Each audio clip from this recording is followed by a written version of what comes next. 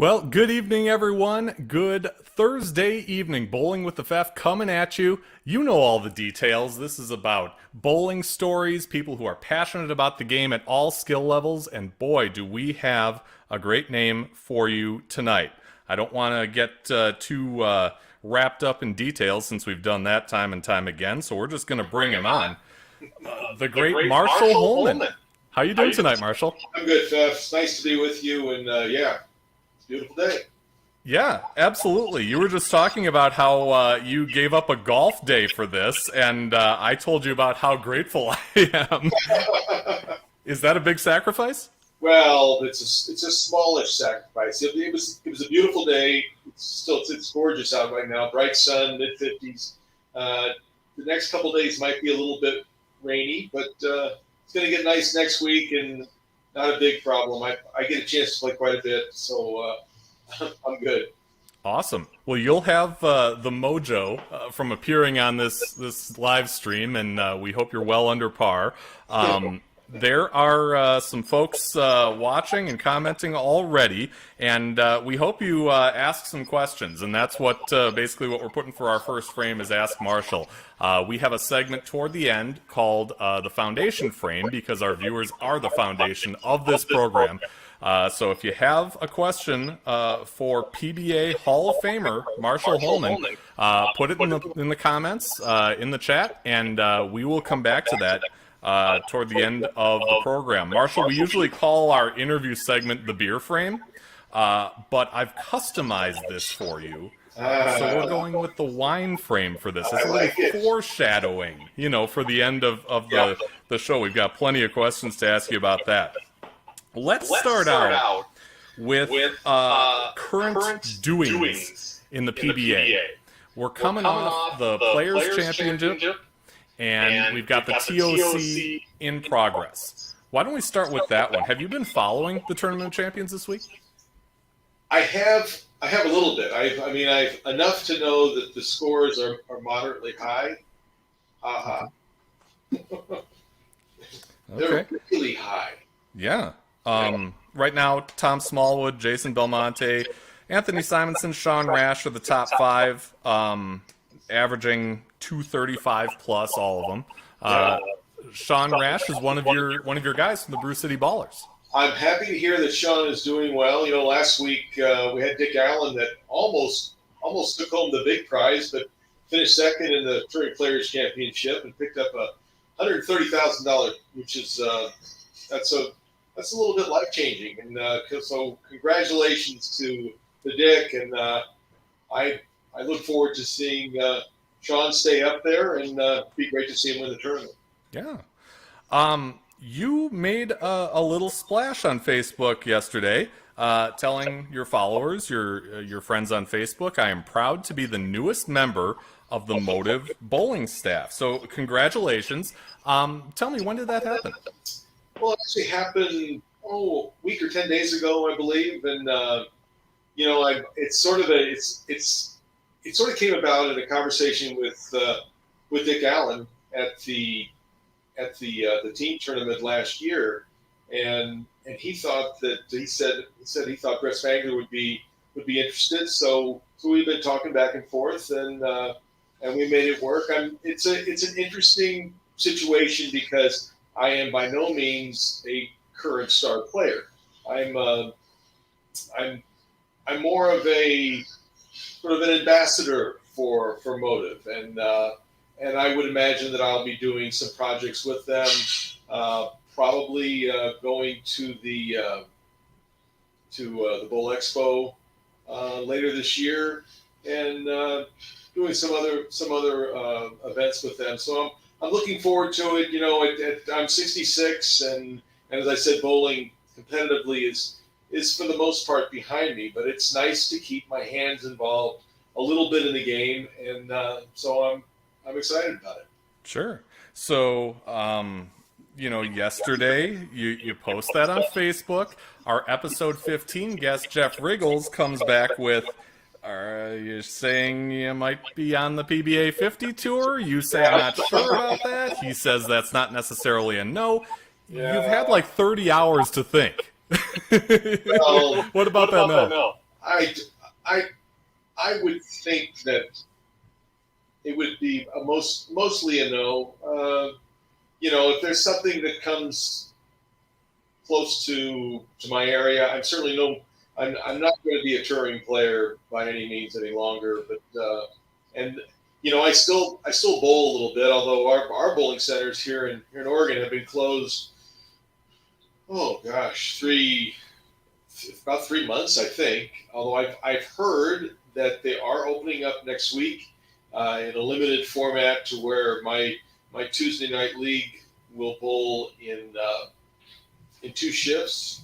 Half of us will bowl at like 5:30, and the other half will come on at 7:30 or whatever. So, um, with all the technology that bowling has now, you get to see things that back in the day I'd have been very excited to see, like how fast I throw the ball and my rev rate and all those fun stats that I used to really excel in. And the ball doesn't go quite as fast anymore, and the revs have come down. I still hook the ball, but the ball speed from the way that I bowl and the way the contemporary players bowl is my light years different. And I am so impressed and astounded at the speeds that the players throw today's bowling balls at, and in order to do well from a week to week basis, power and speed is an important part of the game. Sure. I was telling you before we got on, my folks bought me a bunch of books when I started getting into bowling in the mid 80s. And one of them, I don't know if folks have seen this live stream before, but I had it up on the shelf in my first episode, is Marshall Holman's Bowling Tips and Techniques. In this book, you talk about the importance of getting sponsorship agreements in writing, saying, quote, "You sometimes need a little extra push to make sure your sponsor complies with the contract terms." Now, we could be talking, apples and oranges here, but I guess my question to you is, how do you go about that differently now, maybe ahead of this Motive deal, than you did back when you started on tour?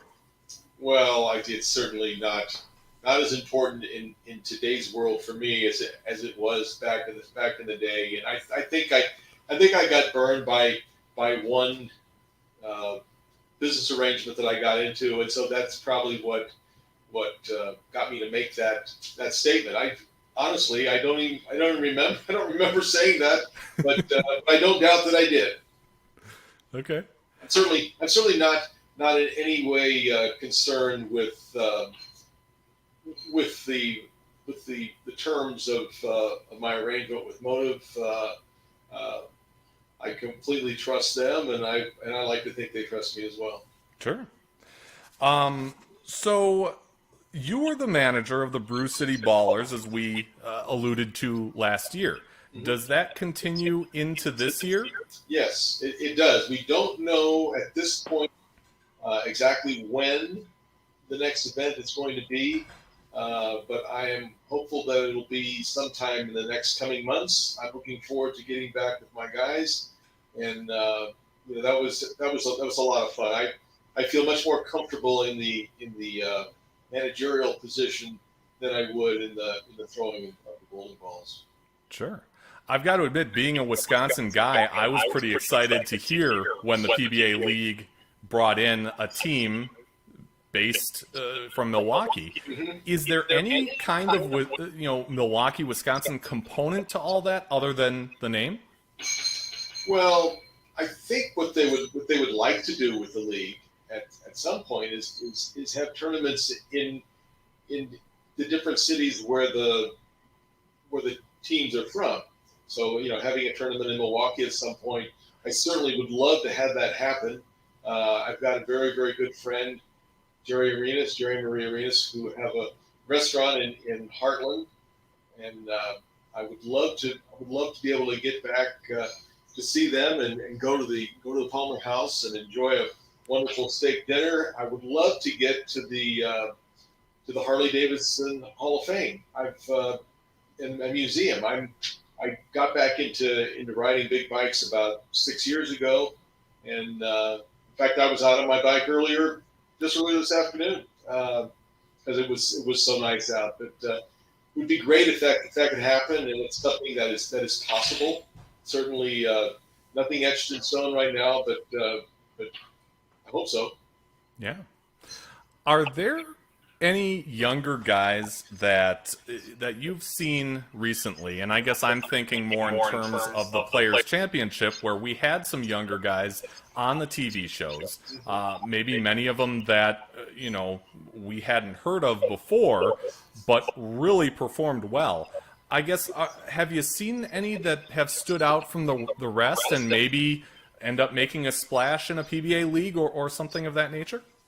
Well, we've got some young guys that are superstars right now, like Anthony Simonson, who, my gosh, what he can do with the bowling ball, making it go traditional hooking to it's not a backup ball, because a backup ball is just a weak nothing, and he throws a reverse hook that rivals the rev rates of the big revers on the left hand side. So he's quite an amazing player. But the veterans are still having a little bit of a say so. Like I said, Dick Allen in his early 40s, bowling as good as ever, and Sean Rash in his mid 30s at the top of his game.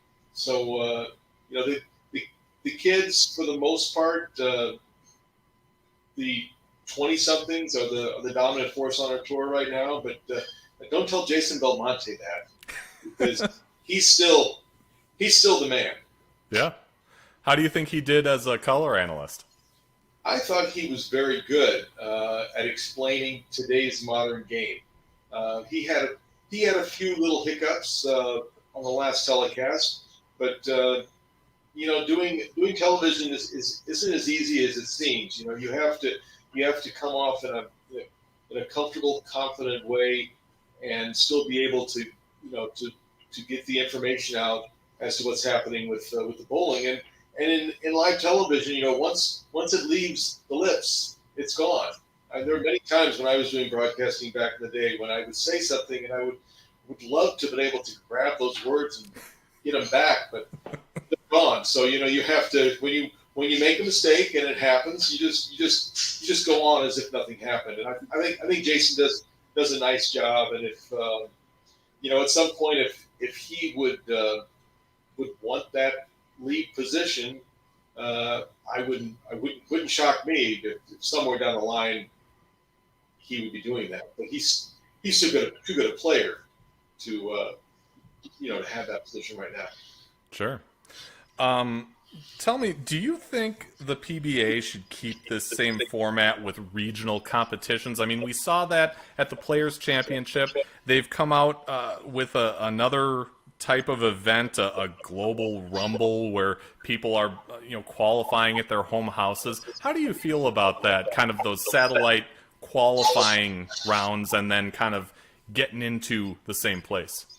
Well, I'm a retired player who remembers what I consider to be some pretty good years in bowling back in the mid to late 70s and the 80s and into the 90s, and the tournaments, generally speaking, had more qualifying games and bigger fields, but the PBA is doing what they feel is necessary to market their game and to give the players of today the best opportunity that they have to succeed. So, I'm not. They're not asking me my views on what I think should or shouldn't be. They're trying to do the best they can for their product, and I am a fan of the tour. I want to see the young people have a chance to excel and show their stuff, and so I'm rooting for them.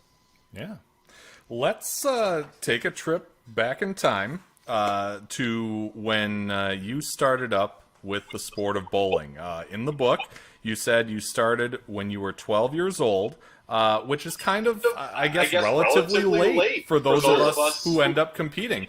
What do you remember about those first times starting out in the sport of bowling? Well, I remember asking my father to take me down to the bowling center because I just wanted to bowl. I watched it on television. It caught my imagination, and so he took me down to Medford Lanes, which is no longer there, but it is now a place where at-risk youth can have a place to go and play basketball and be in a good environment. So Medford Lanes is gone, but it turned into a really, really good spot. I remember bowling on lane 25. They had 38 lanes, 26 on the big side and 12 on the small side. And so I bowled on lane 25, and I shot 71, not 171, but 071. So it wasn't like I was destined for anything, but I enjoyed it. And so I joined a Saturday morning junior league, and I had two friends that also started bowling about the same time, and we liked it, and that was our place to go to have fun, and fun turned into a little bit more of a serious game, and then I was offered an opportunity to try the tour, and really didn't think that it was going to turn into anything, but I got off to a good start, and it snowballed into a nice career. Yeah. You wrote in the book that at age 13, a friend took you skiing and you quit. I did. What brought you back to bowling? I was captured by it. I enjoyed it, and I did. I stopped bowling for a year, and spent my weekend skiing, and then I decided I could have my cake and eat it too, and I could bowl on Saturdays and go skiing on Sundays. Oh, there you go. So I got back to bowling, and that's really when I became more serious with the game. Is when I became 13, 14 years old. In fact, I don't think I missed a day on the lanes from probably 14 through 17. Okay. I bowled every day. Wow. You talked about kind of the jobs you had when you were a teenager in that book, saying none of them lasted all that long. You said you were the type of kid who liked to kind of make some jokes, maybe a little too much some of the time. What kind of person were you like in those teenage years? And we'll say on the lanes. Well, I wasn't a very good employee. It's evidenced by the fact that I was released from most jobs that I had. I was, I know it's hard to believe, I was out of control. I mean, I had to get reined in by my junior coaches, and I was easily angered. Once again, if you know my history, you know that's not hard to believe. But I also was focused, in what I was doing, and it wasn't not that I was focused into trying to hone my game to a professional level. I just was competitive, and I wanted to do well. Yeah. So eventually, like you said, you have the opportunity to join the tour. And in the book, you say you have to consider the enormity of this step. For me to go out, it bordered on monumental. And I can't disagree, for a teenager, that's got to be huge. What was it that kind of turned the tide and said, to you, okay, this is going to be something I'm going into, I'm going all in, and I'm going to beat everybody out there? Well, when I went on a tour in 1974, in the summer of '74, I had a sponsor who was a local businessman in the lumber business here in Southern Oregon, and he put up X amount of dollars for me to go out and give it a shot. And I think what really gave me confidence was in my fifth tournament in Tucson, Arizona in 1974. I made the top five, and proceeded to. I did not bowl well. I bowled against not many people. Some people will remember this name, Kurt Schmidt. Bowled against Kurt Schmidt, and I struck out in the 10th frame for 149, which was just embarrassing as can be. I felt terrible, but I made a telecast, so it also gave me confidence. And then a couple weeks later, I made another show in Edison, New Jersey, and that really, once again, I wasn't consistent back then, but I showed flashes of being able to compete at the highest level, and that gave me a lot of confidence. But the biggest shot of confidence that I had was, I think it was either in 1975 or 1976. A bowler by the name of Mark Roth asked me to be his doubles partner, and when Mark Roth asked a relatively new guy on tour to bowl doubles with him, that's a big shot of confidence. If Mark thought I was pretty good, I believed him. Yeah. You ended up winning your first title in 1975. You were nice enough to provide us with this picture from that era. Yeah. What kind of bowling ball do you have here? That's an old Brunswick Crown Jewel, probably a 1960s vintage Crown Jewel. Back when I first started on tour, there were basically, if you weren't throwing a yellow dot, you were throwing an old Crown Jewel, because the old Crown Jewels, they had a little bit of a softer cover stock, and so they drove into the pins a little harder. And so I remember looking for, going to bowling centers all over the country looking for old Crown Jewels, and yeah, that was. I wish I still had that ball, but it's who knows where it is. Yeah. So you start out and you start to gain momentum around this period. You win that title in 75, and then you move on to 76, where you defeated Billy Hardwick for the Tournament of Champions title. What went so right for you that day? I mean, that's kind of in my mind, that was kind of your coming out party. That's where the world knew that Marshall Holman was a threat to win every week. That was huge, but we have to backtrack a little bit. I won my first two tournaments in 75, and both times I beat Carmen Salvino for the title. And Carmen Salvino was the man who really put the love of the game into my heart. I watched him bowl. He not only was he talented, but he was fun. And so, beating Carmen in Fresno, and then again in December of 74 in Hawaii, that gave me a lot of confidence. And the winter of 75, winter of 76, I bowled really well, but I just couldn't quite make the top five. And I remember in Cleveland, I was a lock to make the top five, and Don Johnson put on one of his patented rushes going to the last few games, and I ended up finishing sixth in that tournament. And then in the Tournament of Champions, I was never higher than sixth place until the very last game. Wow. And I was young and naive, and I didn't realize that I wasn't supposed to beat this guy. I bowled against Dick Weber in the position round game. He was in fifth place. I was in sixth place. And I bowled Dick Weber, and I bowled a really good game. I think I shot 250 something, and I moved all the way from sixth place to second. And then the next day, I won on TV, and just a complete shock, totally life changing, both from the standpoint of really giving me confidence. And in 1976, a check for $25,000 was a heck of a lot of money for a 21-year-old. Sure. You kept winning after that. You had 10 titles by the time you're 24. Yeah, and people used to talk to me and say, you've never finished second. And of course I haven't finished second. Second's for losers. I'm not finishing second. And I think I won 10 titles before I ever had a second place finish. And then I finished my career with 22 titles and I think 32 seconds. So I got pretty good at not winning in crunch time. But those were wonderful times, and it was the confidence just keeps building and building as you continue to do well. And both Mark and I, we always went into every tournament thinking, well, if we could just make it to match play.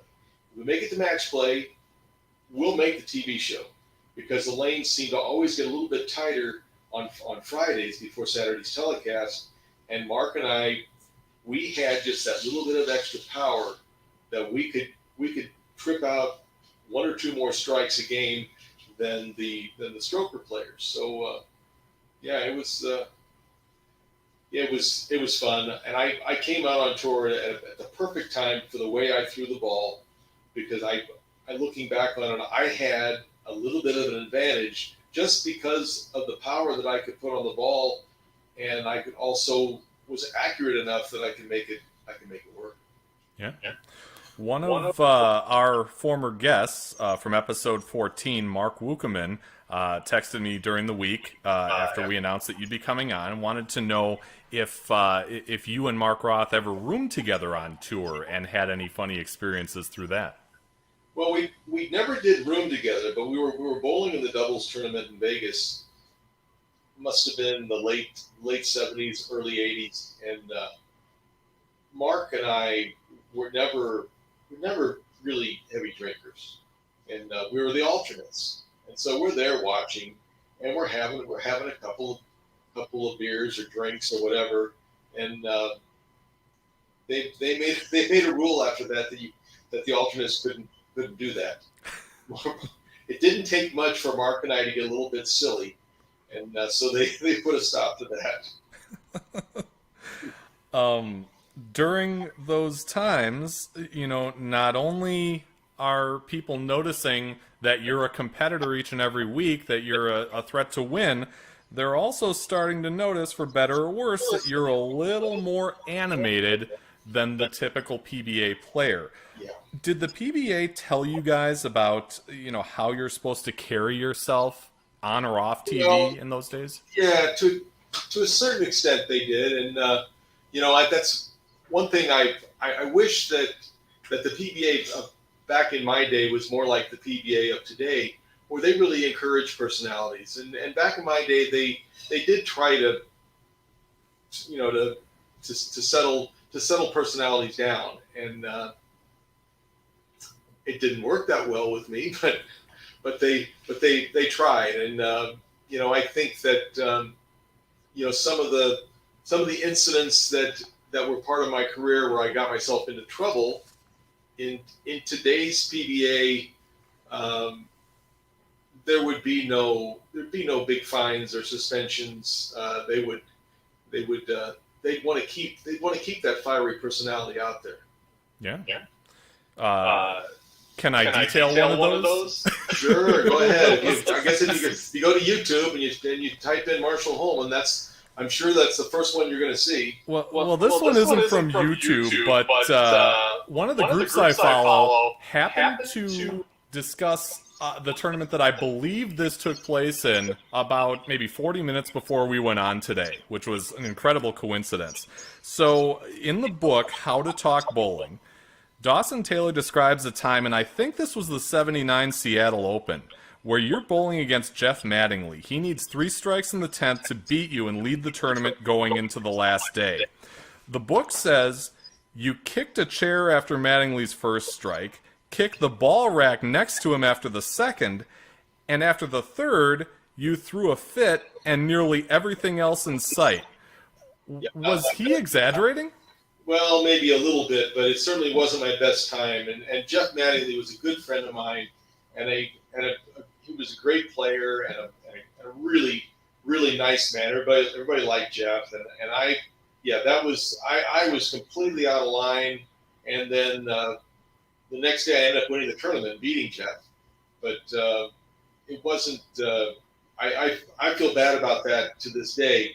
Jeff passed away not that many years after that. I believe he was in an accident, an auto accident, and I miss him. And that was I to this day feel very bad about that. Sure, but it seems like it's a common theme that maybe you have these incidents yet the guys that you're involved with, nearby or whatever, become your friends. In a recent episode of the Above 180 podcast, Danny Wiseman was on. He talked about he was in one of his first tournaments in '86. He thought it was the Fairlanes Open. He's bowling next to you, and he said he made the mistake of going before his turn, And Holman, he was not happy, and he let me know it. But then, later on, we're obviously great friends. Yeah, well, I didn't carry my bowling attitude into my everyday life, and so I was good friends with most everybody out on tour, and they realized that when I bowled, I was a different person than what I was when I wasn't bowling, and I couldn't have been that intense all the time. I would have exploded. So yeah, I was fortunate to have a lot of very good friends on tour, and many of them to this day. In fact, I was fortunate to be seated with Danny when he was inducted into the USBC Hall of Fame a few years ago in Reno, and we don't talk a lot, but I do consider him a very good friend. Yeah. So in '81, you ended up winning the U.S. Open for the second time. And I think this is the one where you actually got to talk on camera with Chris and Bo, and there's kind of a light moment where they're wearing cowboy hats. I think you guys are in Texas for this tournament, and you had just beaten Roth, and were happy because you were coming off a suspension the year before, and you got this this check in your hand, and you're pumped up, and you tell them, when Schenkel asks you to talk about Roth, that it isn't really a fair and equitable way to decide a professional bowling tournament, meaning, being in the lead after all these games and then it coming down to one game on TV and Roth loses. But it is our way, and we have to live with it. That way has really stood the test of time. So I guess my question is there a better way to do it that maybe we're just not aware of? No, there really isn't, and it's unfortunate. I mean, you could lead a tournament by 500 pins and then end up finishing second. I did that a number. I did it back-to-back weeks in I think 1982. But it's the only way that we can market our sport. Our sport needs television, and I can't see myself on my screen anymore. Am I still on? Yep, you're still on. Okay, that's great. Yep. So. Yeah, it is unfortunate that for the most part I think the tournament leader loses more tournaments than he wins, but we need that viewership. We need to market our product, and so we have to do it. Sure. In '86, you win the Tournament of Champions for the second time. I was talking about all these books I'm reading. In this one, Bowling 200 Plus by Albee and Ferraro, Ferraro talks about fouling and how you should avoid at all costs trying to foul, which it seems like common sense to me. Sure. However, he also puts up this example. One could make a case for that foul, meaning the one that Mark Baker committed in the championship game, coming with a price tag to Mark of $22,000 and the winner's trophy. I would think there are also 233 reasons why he didn't win that winner's trophy, wouldn't you?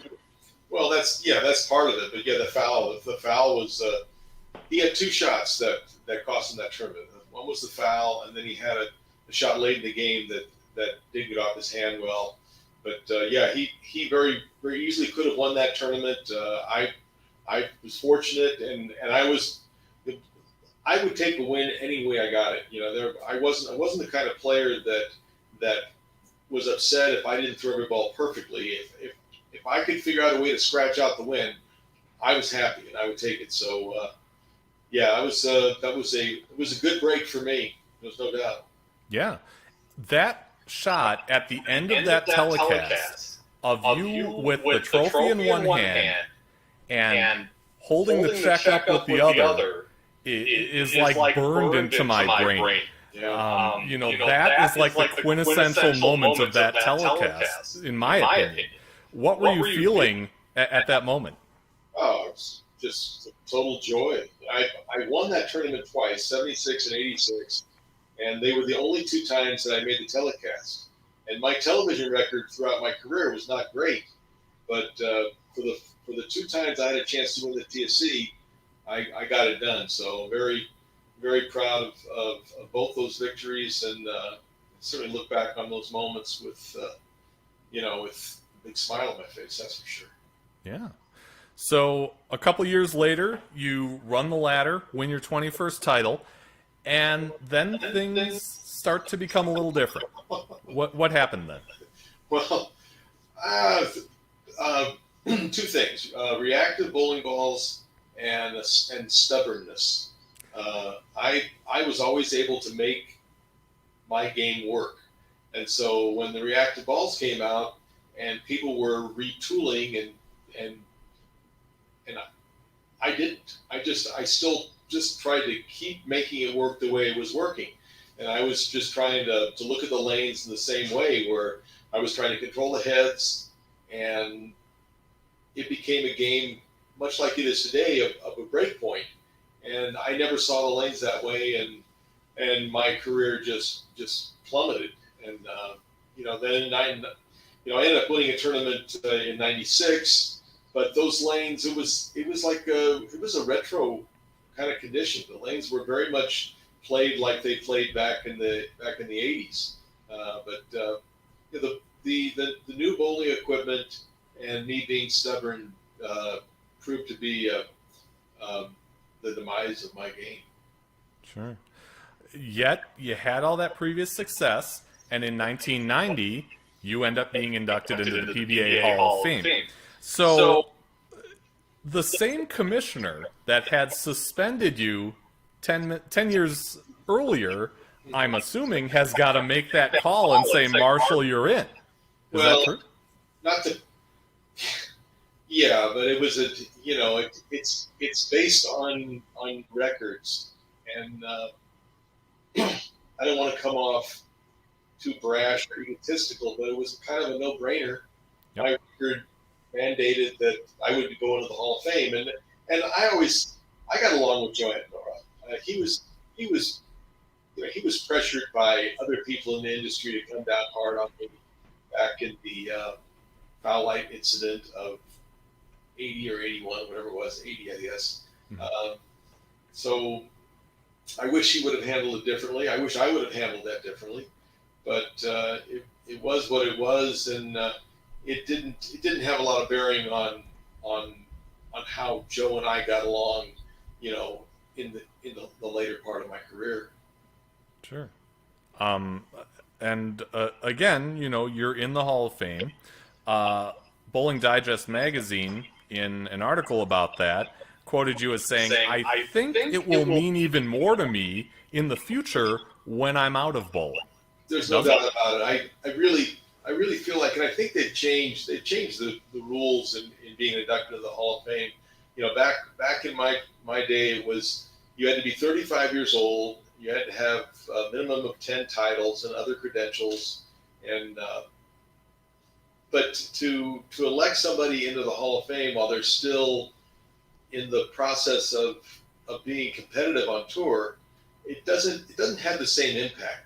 When I was inducted into the USBC Hall of Fame, well after my career was over, it was much more impactful and much more emotional because my bowling career was behind me, so I could appreciate what had happened. Back in 1990, I was still busy trying to be a competitive player, and so the induction into the Hall of Fame didn't have the same impact that like I said, the USBC Hall of Fame did many, many years later. I think it was 2010 or 2008 when I was inducted into the USBC Hall of Fame. But I'm happy to be a part of both of them. I'm proud of my record and what I was able to do, and I also feel really fortunate that bowling was able to give me such a nice life. Yeah. Last week, I interviewed Jeff Riggles from the Madison area. And we kind of had a little reveal when I said you were going to be on this week. Mm-hmm. And he had great things to say about you. He said, that you were so electric to watch. You just waited for the explosion he says this in a good way, that he would have, and he was so much fun to watch, and he was so freaking good. That's a great, that's a great quote. Jeff, I've always gotten along with Jeff. I consider him a good friend, and I appreciate his contribution to bowling, both as a bowler and certainly as a writer. He's been very, very important to the game, and I'm pretty sure he's watching right now. So Jeff, thank you. I appreciate the nice words, and continue success in what you're doing. Yeah. So after your career as a bowler is over, you start doing color analysis, and you alluded to some of that earlier, but what was that like, and why did you go that route? Well, I enjoyed it. I was offered the opportunity to become the new color commentator for the tour, and I think it was Brian Voss and Mike Albee and myself were the three that they were considering having be the new analyst. And I told the producers, I said, listen, not only do I think I can do a really good job with being your analyst, but my career is over, and Albee and Voss are still they're still fighting for telecasts and winning championships. If you want somebody you can count on who's going to be there to do your telecast, you want me, because my game is gone. And so they hired me, and the second week I made the show and won my tournament in Detroit. Yeah. Are we still on? Yep, we're still on. Okay, because I'm not seeing myself, but that's okay. I don't need to see myself. I can see myself in the morning when I shave, and once a day is enough. well, we can see you and hear you just fine. That's good. So how long did that last? I did the broadcast from '96 until early 2001, and the tour, I think it was right after the tour was purchased by the Microsoft people, and the man who was running the tour, he decided that he wanted to have. He said we're gonna have auditions for the position, which that was just his way of making it seem like he was giving me an opportunity to keep my job. I don't believe that was the fact at all. I think that they had decided they wanted to go in a different direction, which is fine. Color commentating is a temporary job at best, and they wanted to go with a younger voice, and so Randy got the job. I did a show or two, and then Randy did a show or two, and I think someone else might have done a show, and they decided to go in the direction of Randy. And I think Randy does a nice job. He certainly does it in his own style. He understands the modern game, and he likes to have fun and joke around, and so more power to him. Sure. Did you keep bowling at that point? Not really. When I was given an opportunity, I think it was '98 or '99, when CBS was doing 10 shows a year for a couple of years, and my producer on CBS said, I don't want you bowling. I don't want something happening where you're not going to be there for our telecast. So I felt like a farmer who was being paid not to grow crops, and at that point, that really fit into what I wanted to be doing, because my bowling at that point really wasn't very good, and so I stopped and really did not bowl much at all from the late '90s until just a few years ago. Was there something in particular that brought you back? Well, a friend of mine asked me to bowl a league. He's an older gentleman by the name of Jerome Lee, who's been a great amateur bowler. I think he's the all-time leading money winner in senior high rollers tournaments, and he's getting up there in age, and his wife asked me, he said, "Could you, I really would love to have you bowl with Jerome and the grandkids, and might be Jerome's last year." So I started bowling again, and I really regret that I hadn't continued bowling, in the late '90s up till now. I wish, if there's one thing I could change about the last 20 years, it would have been my involvement in the game. I would have kept bowling more, but when I got out of bowling and when I got out of doing television, I ended up coming back to Southern Oregon, and I got into business, and I was in the retail tax business, and I was doing very well in that business, and I didn't need the income from bowling, and I hadn't been bowling well, so I just shut it down, and I wish I would have kept up with it, but I'm enjoying it now. But it's certainly is not life and death, and I bowl on league conditions, and I average about 220, and which is probably like averaging 190 back in the 70s. What do you look like bowling? I mean, you have that style that was you and nobody else. And I can picture you kind of hunched over, the little steps, and the big follow through, and the big slide. Do you still have that? It doesn't look much different. It's just everything is a little bit slower and a little bit shorter. So my foot speed is slower. My backswing, which was never very long to begin with, is a little shorter. And instead of being, behind the ball like I was throughout my competitive days, my hand's a little more on the side of the ball, but it looks pretty close to the same. I still slide quite a bit when the approaches allow me. So it just looks like it's supposed to look. It looks like an older version of me. Sure. Which is exactly what I am. You mentioned the regret about that time you took off. But you have now. And you're back into it. Is it like riding a bike? Sort of. To the untrained eye, I still look like I know what I'm doing. But I know that back when I was at my peak, if I were to bowl a 6-game block, I might throw a couple of bad shots. And now when I bowl league, I might throw a couple of good shots. A lot of shots will strike that aren't necessarily, good deliveries and good releases. But the game, it looks close to what it did back in the day, but I probably throw the ball 3 or 4 miles per hour slower, and it's not the same thing, but it's not supposed to be. Yeah.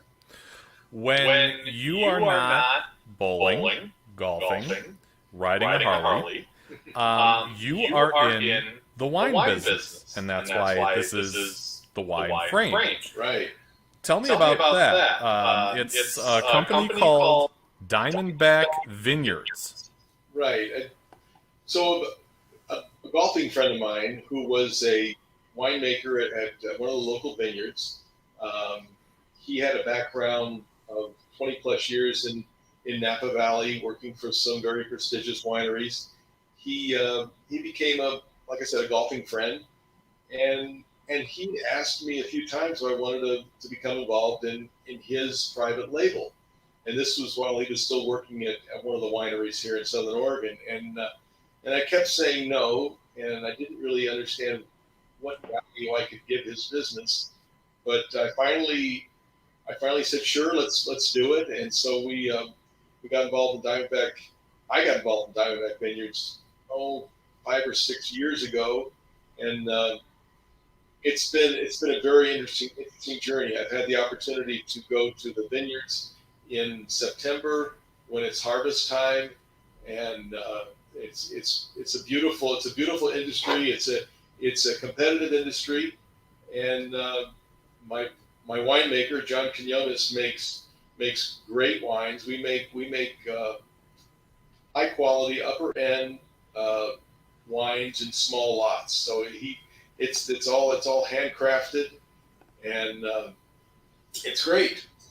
And I can't see my picture on my screen, but there's a bottle of our Malbec that is grown right here in Southern Oregon, and yeah, Diamondback Vineyards. If anybody's interested, you can go to diamondback.wine, or you can private message me on Facebook, and I'll be happy to be your Hall of Fame wine concierge. It seems like you've practiced that line before. Is this something that you deliver to all parts of the country? We deliver to all states that allow. Okay. There are green, yellow, and red states involved in alcoholic beverages, and most states we can ship to, but some we can't. Like Utah. Utah is a very difficult state to get into. You have to go through the state, and in our small business, it's just not worth it. So, but we ship wines all over the place. Sure. The other thing you're doing is called cameo. Now, for people who aren't familiar with Cameo, it's a website that sells personalized videos that you can give to people for special events or just because. What's that been like for you? That's been fun. I've enjoyed that, and my friend Sam Villarreal, he's the one that told me about it. He thought it was a no-brainer for me, so I got in touch with the people at Cameo, and you just go to cameo.com. You search Marshall Holman. You put in a request. Someone you want a personalized video for. You put in some information as to what their interests are, and then I make the video and send it out, and it's great. I mean, it's great for a retired player. There are a lot of the current players that are also doing that. I know that Jason Belmonte is doing Cameo, and Kyle Troop is doing Cameo, and Duke is doing Cameo. If you're a bowling guy and you've got a favorite player and you want a personalized video, it's very easy. It's very easy to do, and it's fun for the people that get the videos, and it's an enjoyable thing for me and the other people that are involved. Another guy who's on Cameo is Steve Smith Sr., who is a former wide receiver for Carolina and Baltimore. And on his podcast, he said that he gets some bizarre requests. People who want to give their buddies a hard time or things of that ilk. Have you ever had to reject a request or gotten any crazy requests from people? Not as yet, but I welcome them.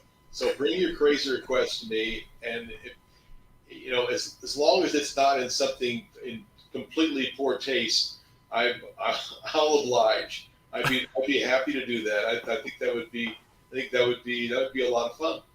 Cool. I could see where a football player would do that and be this intimidating person on the making the videos. But for the most part, I do it for bowlers who are having birthdays or anniversaries or other special occasions like that, and they follow the tour and they followed me, and so it's a fun thing for them. And I love that your bio says PBA's original bad boy. Yeah, I think Pete Weber took over for me. I don't know who would be the new bad boy. Pete's still out there. The way they talk about Simonson, could he be it? Well, he has. Let's just say he has a robust temper. It's not something that really manifests itself too much on the lanes while he's bowling. But I've seen him after things didn't go his way, and he's gotten a little bit upset. And I certainly I get it. I lived it. I don't judge.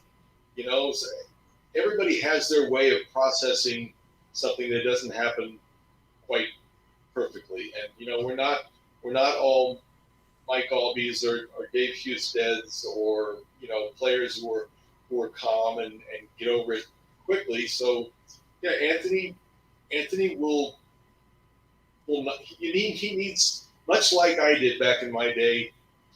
He just needs a little bit of space when he gets done. If it didn't go totally his way, and you give him a little bit of time, and then he's fine. He's a great guy. He's a nice kid, and as I said earlier, just a super talented player who can do things with the bowling ball that I could never even imagine.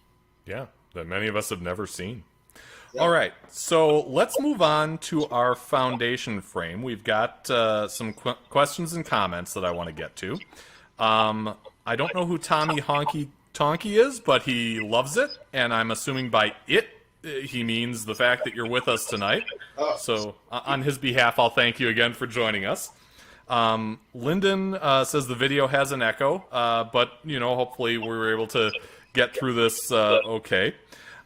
Utopian Baseball Universe is a buddy of mine named Joe Buckles. He's watching in the Milwaukee area. He says, "You're a Hall of Famer, Mr. Holman, but have you ever thrown a 664 series? Just me then?" 660. I believe I'm sure at some point I've hit those three numbers. And that's totally his sense of humor too. Yeah. He also asks, "Who were your favorites to compete against?" Well, I grew up on tour in a wonderful era, and I was always the third wheel in the Earl Anthony, Mark Roth, Marshall Holman. Seemed like for many years, Earl would be Player of the Year, or Mark would be Player of the Year, and I would be second or third.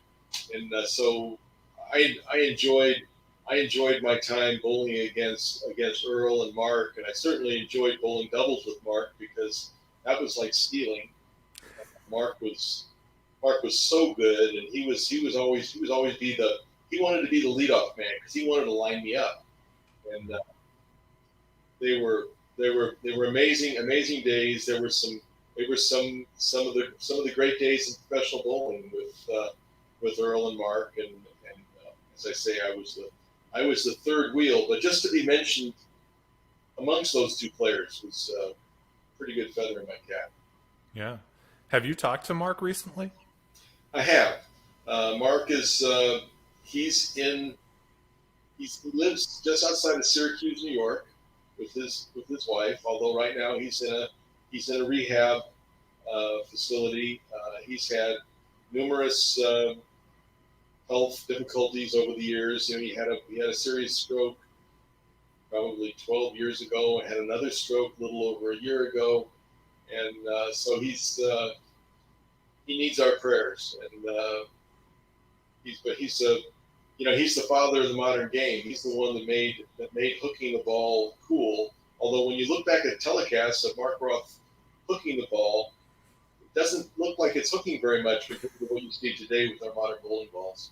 Yeah, for sure. No, definitely prayers and thoughts to him and his family. Yeah. Hope for better days coming up for the great Mark Roth. Absolutely. Zach Berg, one of our group members, wants to know, what was your most memorable experience in your career?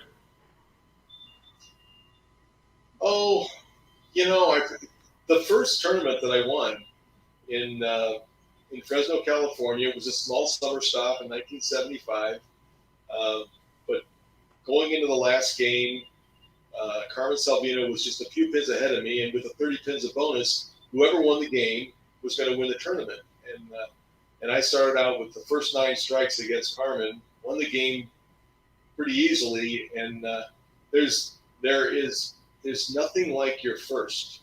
When you have that first victory, even though I've won major tournaments after that were amazing, you never know. You don't know if you can win until you win the first time. So, 1975, Cedar Lanes, Fresno, California, against Carmen Salvino. Okay. Let's see. Tommy Honky Tonky again wants to know, any comment on two-handed bowling? I enjoy watching anything that I can't do. and I can never imagine throwing the ball with two hands. It's just it's amazing. Now I do see how some of the bowlers from my era or a little bit after my era who feel like it's maybe not fair, a little bit of an advantage. The advantage that I see from being a two-handed bowler is the key to the bowling in my era was clearing the thumb hole, and being able to get a good release and get out of that thumb hole cleanly. Two-handers don't have to worry about that because they never put their thumbs in the ball. But it's part of the game. There are more and more two-handers coming out all the time.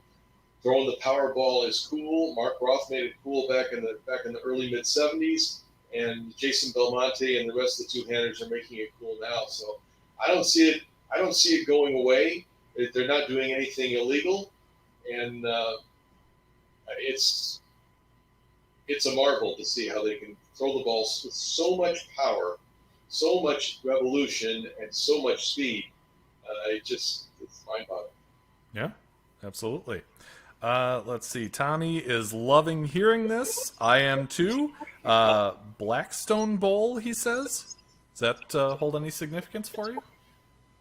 It's possible that I've been there in the past, but that's not ringing a bell with me. Oh, and his next comment is, Cedar, okay, so maybe that's another one in the Fresno area. Oh, well, Cedar Lanes was on Blackstone Road. So yeah. Okay. Yeah. So we're in the same ballpark anyway. Sure. The last question I've got for you is again based on what Jeff had said last week. He mentioned that he had covered the tournaments at the old red carpet celebrity in the Milwaukee area. That I remember you finished second in one of them. He said it was I think it was 85 and 86. The turnaround. The people who were just all over you in 85, and then in 86, they're all cheering for you and going bananas, when you start making your run. If you could say something to the folks who, started getting in your corner back then and really stayed in your corner all this time, what would you say? Well, first I'd say thank you, and I totally understand why the bowling masses didn't digest me well early in my career. I was different. I was brash. I was enthusiastic to a level that they weren't used to seeing. And in sport, you need somebody to love and you need somebody to hate. So back in my early days, I was a bowler that you love to hate. But I think after a number of years with people seeing what I was doing and appreciating my skill set, it brought them on my side. And I remember early in my career, I didn't care if people liked me or not. I just wanted to go out there and do the best I could. But as they began to come over to my side, I liked it a lot more. And I enjoyed having the people behind me and rooting for me. And it was a nice turnaround. Okay, great. So the last thing I've got for you is our off the sheet segment where you challenge somebody else. And again, we cater to all skill levels. Somebody who's passionate about the sport, somebody who you think would be a good interview on this live stream. So Marshall Holman, who would you like to challenge?